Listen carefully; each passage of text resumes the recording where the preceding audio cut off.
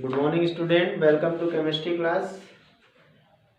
In today chemistry class we will start a revision. As you know that we have completed all the chemistry and in yesterday video I completed organic chemistry also, and from the today I am going to start from first chapter revision. Okay, as you know that first chapter is the basic concept of chemistry. Okay, in this chapter we will introduce chemistry, then branch of chemistry, then classification of matter. Okay, let's see what is chemistry. Chemistry is a branch of science which deals with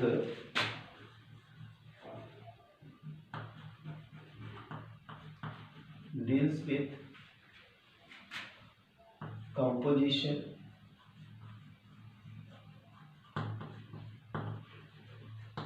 structure,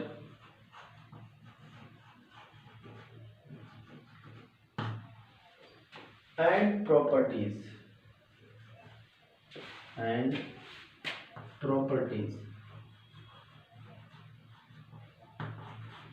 of matter.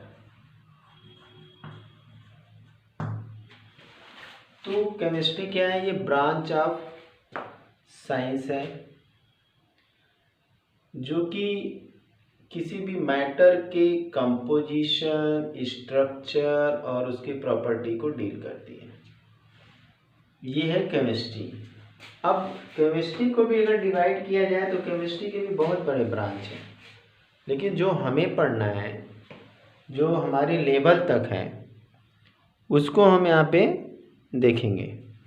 ठीक है, तो यहाँ पे हम अगर chemistry, वैसे तो देखिए तो केमिस्ट्री हमारी पूरी लाइफ है। हमारे बॉडी के अंदर डिफरेंट केमिकल्स दौड़ रहे हैं, अलग अलग काम कर रहे हैं। इसमें इनऑर्गेनिक पहला है, इनऑर्गेनिक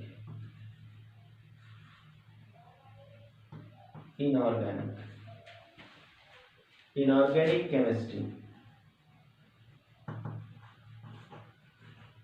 ठीक है, दूसरा है ऑर्गेनिक केमिस्ट्री,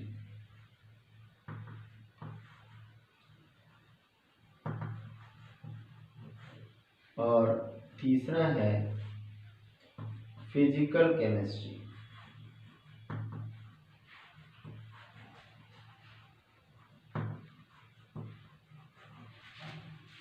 और चौथा है एनालिटिकल केमिस्ट्री।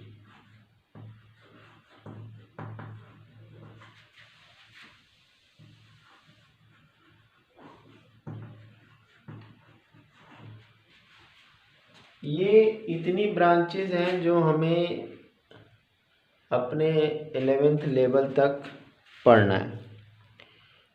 ठीक है,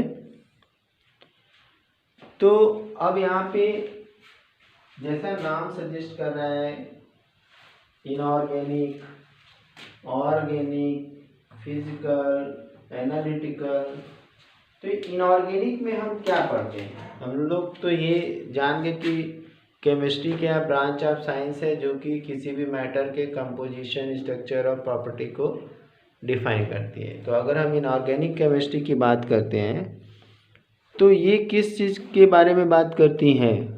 ठीक है, तो यहाँ पे हम स्टडी करते हैं, स्टडी ऑफ एलिमेंट्स,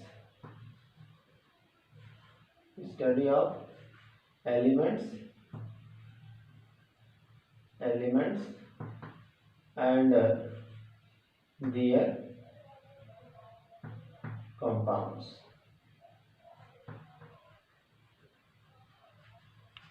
ठीक है, अब यहाँ पे study of organic compounds,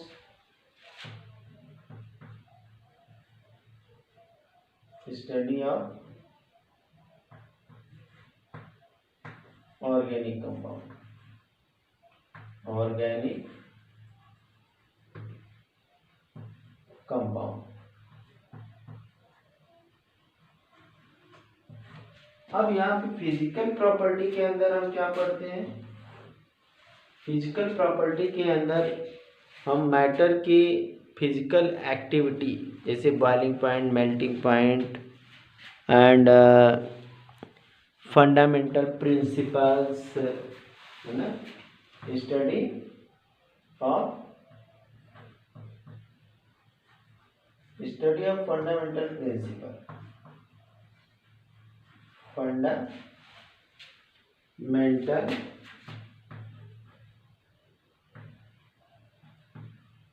principal. Okay. और एनालिटिकल में हम लोग क्या करते हैं? Analysis of organic, inorganic compound, organic and inorganic compound, inorganic compound.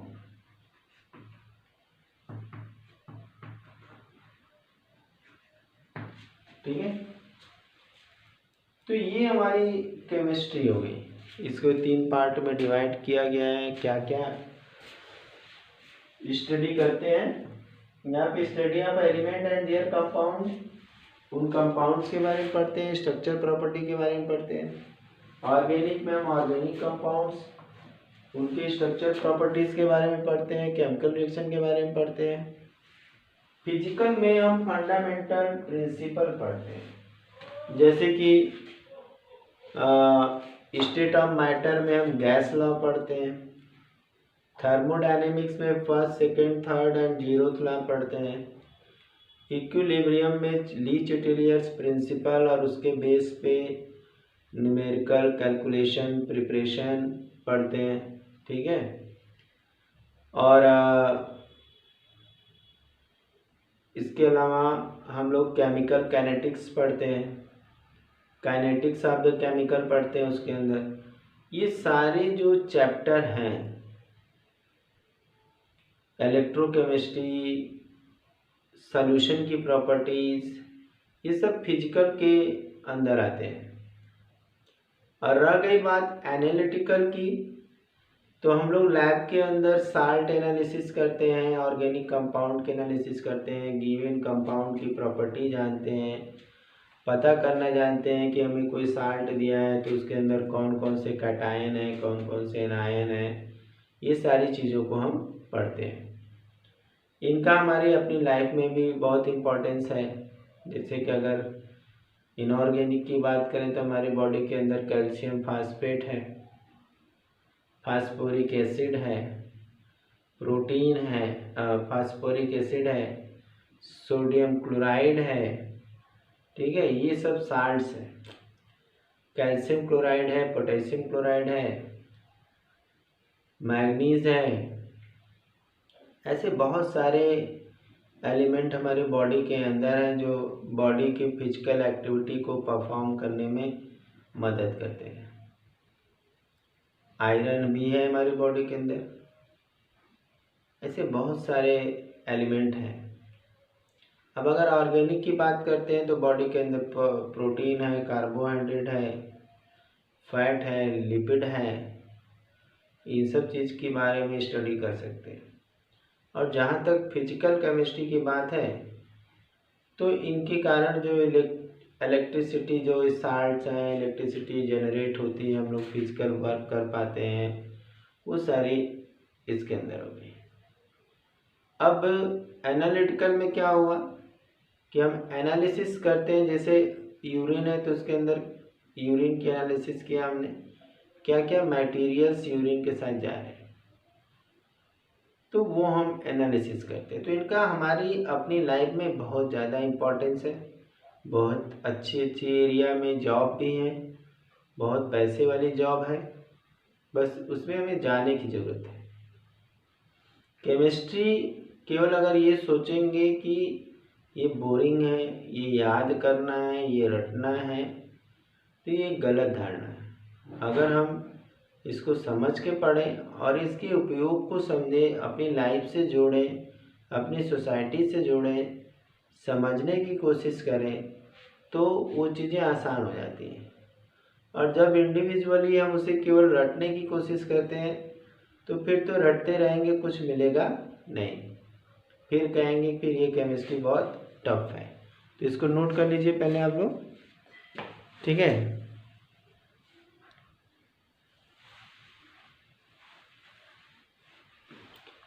अब इसके अलावा और कौन कौन सी ब्रांचेज हैं, थोड़ा सा उनके ऊपर भी प्रकाश डालते हैं, कौन कौन से अदर ब्रांचेज हैं, ठीक है। अब इसमें देखिए न्यूक्लियर केमिस्ट्री भी है, न्यूक्लियर केमिस्ट्री, जिसमें हम रेडियोएक्टिविटी वगैरह पढ़ते हैं, ठीक है। इसके अलावा इसमें जो है कि बायो केमिस्ट्री है, उन केमिकल्स के बारे में पढ़ते हैं जो हमारे बायोलॉजिकल सिस्टम से जुड़े हुए हैं।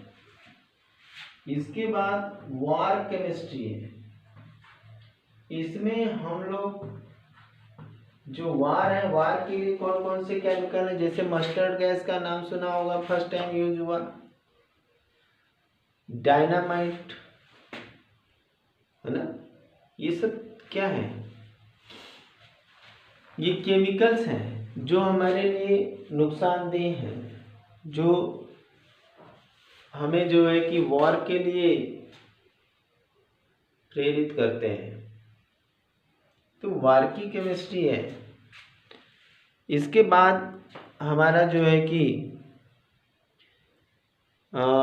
फोरेंसिक केमिस्ट्री भी है, फोरेंसिक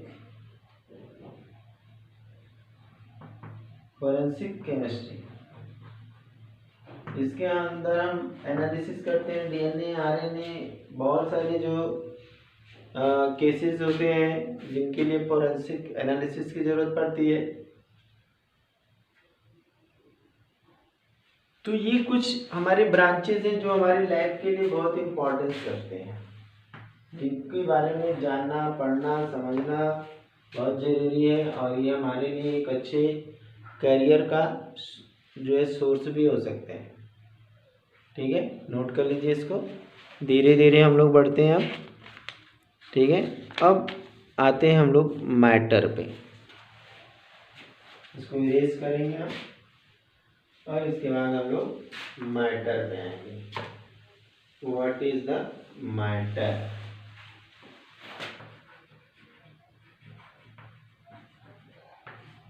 ये मैटर क्या है? जैसे हम लोग बोलते हैं ना मैटर हो गया, इस मैटर उस मैटर में बहुत फर्क है। एक जो अपनी जनरल लाइफ में मैटर ऐसे बोलचाल में यूज करते हैं कि ये मैटर है, क्या मैटर है, वो क्या है, किसी प्रकार का इन्फ्लुएंस है, किसी प्रकार का इमोशन है, जिसका न कोई स्पेस है न मास है, वो एक आइडिया भी है, ठीक है। लेकिन यहाँ जो मैटर है, हम मैटर उस चीज़ को कहते हैं जो कि स्पेस भी घेरता हो, जिसमें कुछ मास होता हो, तो जिसे हम महसूस भी कर पाते हैं। अगर किसी चीज़ को केवल महसूस करते हैं तो वो मैटर नहीं होता है। जैसे फीलिंग है, किसी के लिए हमारे अंदर कोई अच्छी बुरी फीलिंग्स आ गई, तो that is not matter. Matters are those things which can occupy space and which have some mass, and also it can be felt by the other, ठीक है। This is the matter. अब बात समझे कि जो हम एक सामान्य मैटर की बात करते हैं, उस मैटर और इस मैटर में बहुत ज़्यादा डिफरेंस है, ठीक है। चलिए यहाँ पे डेफिनेशन लिख लेते हैं, एक बार और लिख लेते हैं, पहले भी हम लोग लिख चुके हैं। तो matter the things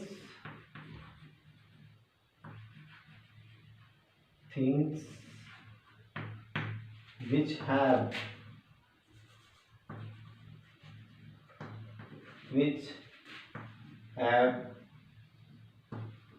some space, some mass, and it can occupy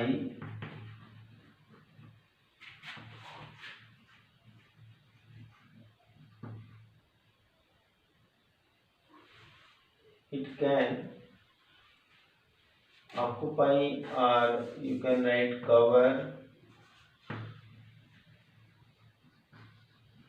space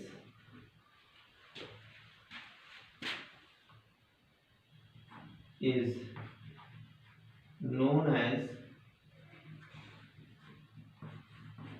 matter.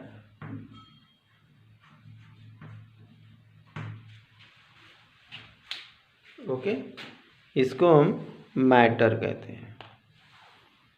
ठीक है, अब मैटर को अगर हम क्लासिफाई करें तो कितने पार्ट में हम मैटर को डिवाइड कर सकते हैं। अगर हमने एक ऐसा वर्ड यहाँ पे बोल दिया which can have some mass and it can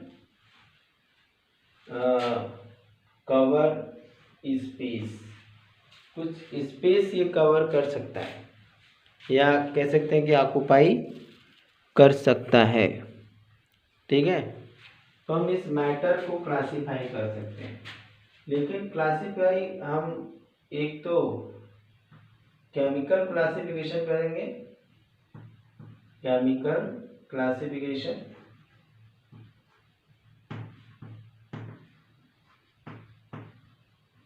और दूसरा हम जो यहाँ पे क्लासिफिकेशन करेंगे वो होगा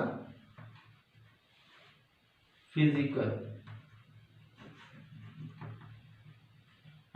क्लासिफिकेशन।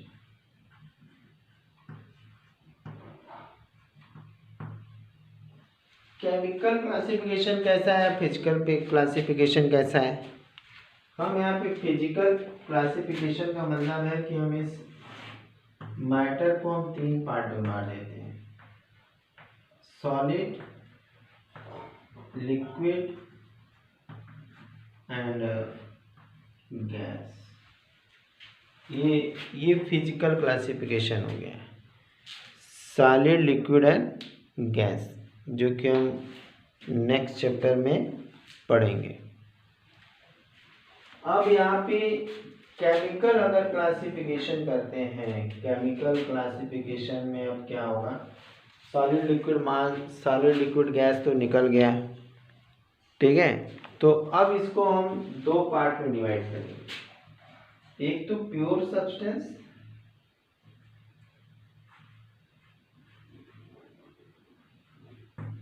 और दूसरा हमारा यहाँ पे जाएगा मिक्सचर। जैसा नाम सजेस्ट कर रहा है कि प्योर सब्सटेंस, तो प्योर होगा पूरी तरह से। इस प्योर के अंदर हम 2 चीजें बनाएंगे, एक तो एलिमेंट,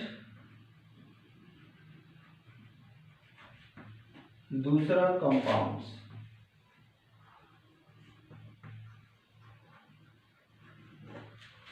दूसरा क्या, कंपाउंड्स। अब फर्दर अगर इस एलिमेंट्स को क्लासिफाई करेंगे, कंपाउंड्स को क्लासिफाई करेंगे, तो ये 2 तरह के कंपाउंड्स होते हैं, organic, inorganic compounds, inorganic compounds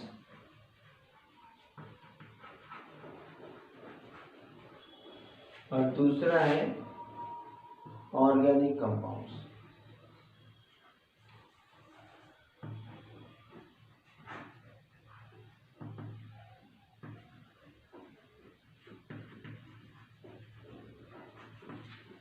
organic compounds.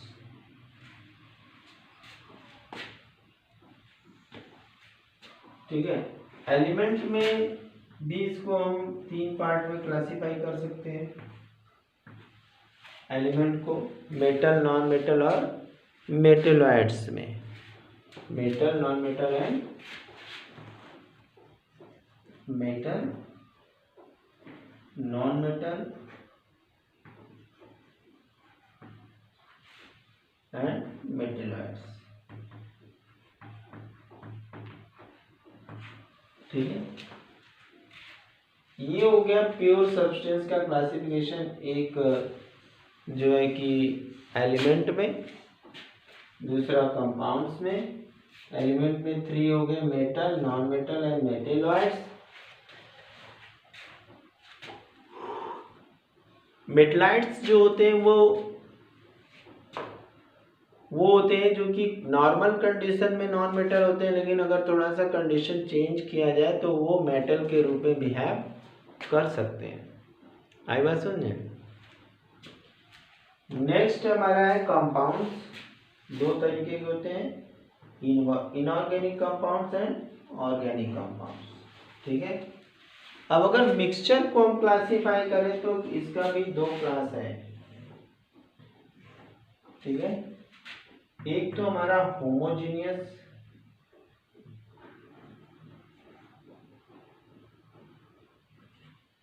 और दूसरा हमारा हेट्रोजीनियस।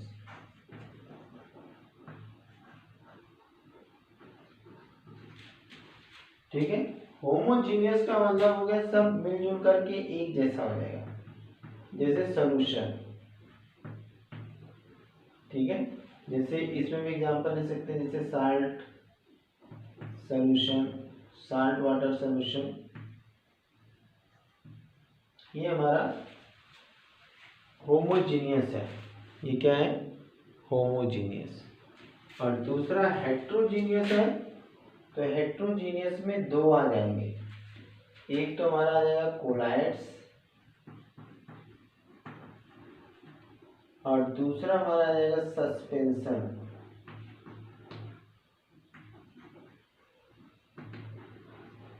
दूसरा आ जाएगा सस्पेंशन। ठीक है, तो ये हमारा हो गया कंप्लीट क्लासिफिकेशन। पहले हमने क्या किया? केमिकल फिजिकल क्लासिफिकेशन में डिवाइड किया। ठीक है, केमिकल फिजिकल क्लासिफिकेशन में इसको स्टेट के बेस पे डिवाइड कर दिया, फिजिकल स्टेट के बेस पे। तो सब्सटेंस एक सॉलिड होता है, लिक्विड होता है, गैस होता है। लिक्विड सॉलिड गैस के बारे में हम लोग एक चैप्टर है पूरा, उसमें पढ़ेंगे। और वैसे तो लिक्विड सॉलिड गैस के बारे में सबको पता है कि क्या होते हैं, क्या प्रॉपर्टी होती है। ठीक है, इसके अलावा केमिकल क्लासिफिकेशन में इसको 2 पार्ट में किया, प्योर सब्सटेंस और मिक्सचर में। मिक्सचर हमारा होमोजीनियस, अगर 2 चीज़ें मिलकर के आपस में एक जैसी हो जाती है तो होमोजीनियस हो गया, जैसे साल्ट वाटर, शुगर वाटर। ठीक है, और नेक्स्ट हमारा है हेट्रोजीनियस। हेट्रोजीनियस क्या हो गया? इसमें कोलाइड्स आते हैं और सस्पेंशन आते हैं, यानी ये पूरी तरह से मिक्स नहीं होते हैं। पूरी तरह से क्या नहीं होते हैं? मिक्स नहीं होते हैं, इसलिए ये क्या है? हेट्रोजीनियस। अब इस हेट्रोजीनियस के अंदर फर्दर क्लासिफिकेशन होके एक हो जाता है कोलाइड्स और एक हो जाता है सस्पेंशन। अब इन कोलाइड्स और सस्पेंशन के बारे में हम लोग 12th में भी पढ़ेंगे। कोलाइड्स में जो होता है पार्टिकल, सॉल्यूशन के पार्टिकल्स तो ज़्यादा बड़े होते हैं, इसमें लाइट पास नहीं करती है, स्कैटरिंग ऑफ लाइट होता है। ये सारी चीज़ें हम लोग पढ़ेंगे। एलिमेंट में metal, non metal, metalloids 10th में पढ़ा है कि मेटल क्या होता है। इसकी मेटल की अपनी एक प्रॉपर्टी होती है, कैरेक्टरिस्टिक साउंड होता है, मैलेबिलिटी, डक्टिलिटी होती है। ठीक है, कंडक्टेंस, रेजिस्टेंस होता है कुछ, कंडक्टिविटी कुछ होती है, रेजिस्टिविटी कुछ होती है इनकी। इसी तरह से हमारा नॉन मेटल है जो कि कोई भी कंडक्शन ऑफ इलेक्ट्रिसिटी नहीं करता है, सॉफ्ट होता है, हाईली रिएक्टिव होता है। ठीक है, मेटेलॉइड्स इन दोनों के बीच में हो गए, जिनका यूज हम सेमीकंडक्टर बनाने में करते हैं। ठीक है, इसको नोट कर लीजिए फटाफट। अब इसके बाद हम लोग देखेंगे एक एक करके, पहले हम एलिमेंट्स को उठाएंगे। ठीक है, इसको इरेज कर देते हैं। ओके, चलिए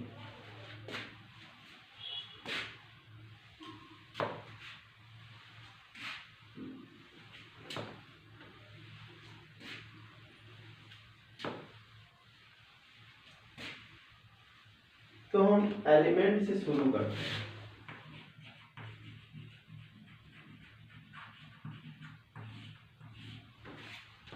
ठीक है, पहले किससे शुरू करते हैं? एलिमेंट से शुरू करते हैं। ठीक है,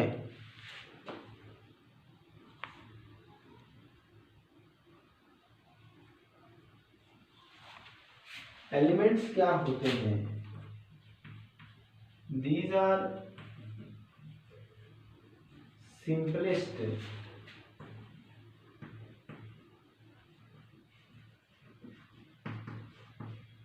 form of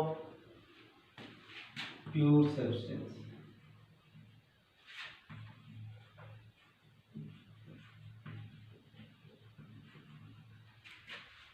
Pure substance which neither can be decomposed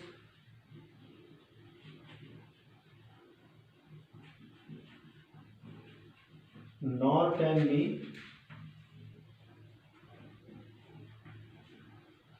created। कभी इनको हम क्रिएट नहीं कर सकते, ओरिजिनेट नहीं कर सकते हैं। ठीक है, ऑर्डिनरी फिजिकल मेथड से या केमिकल मेथड से। बाय द ऑर्डिनरी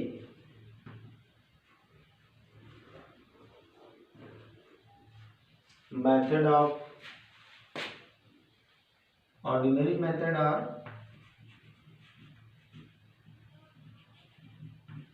और केमिकल मेथड।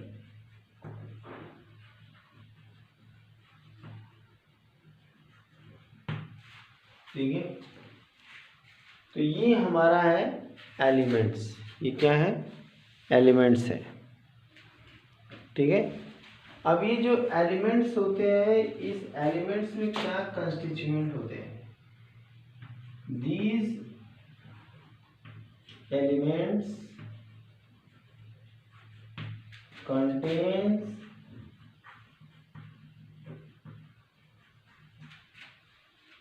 same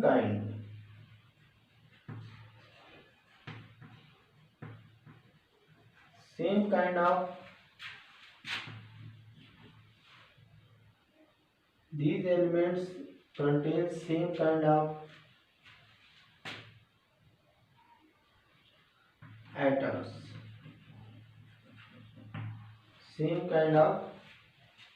atoms, इसमें जो है सेम काइंड के एटम पाए जाते हैं।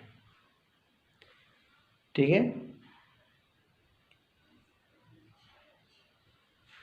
और आज तक की डेट तक there are 118 elements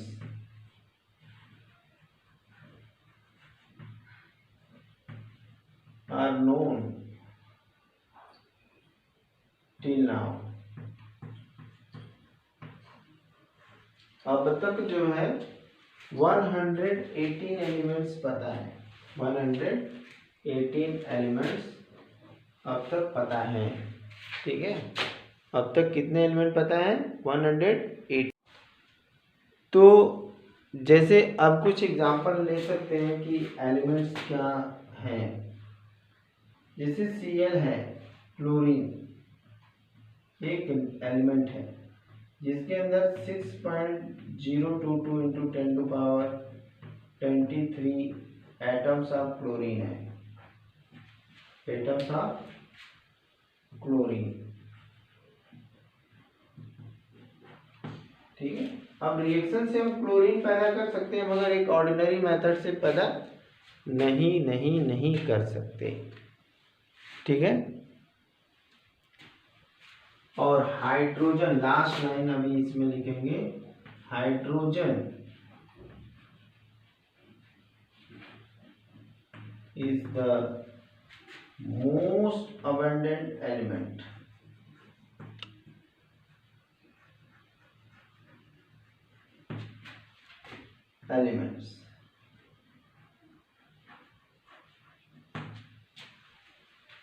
in the universe.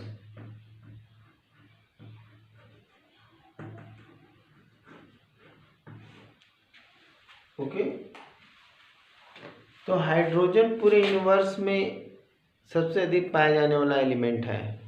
तो हमने जान लिया कि elements simplest form of the pure substance है which neither decompose, which can be neither decomposed nor can be created by ordinary method or chemical method, ठीक है। Element contain same kind of atom, और अब तक 118 elements की खोज हो चुकी है आज की डेट तक। और एक एलिमेंट जैसे यहाँ क्लोरीन है, इसके अंदर इतने एटम क्लोरीन के हैं, तो लिखा ना सेम काइंड ऑफ एटम, ठीक है। और हाइड्रोजन पूरे यूनिवर्स में पाया जाने वाला सबसे ज़्यादा एबंडेंट एलिमेंट है, ठीक है। Okay, thank you, have a nice day.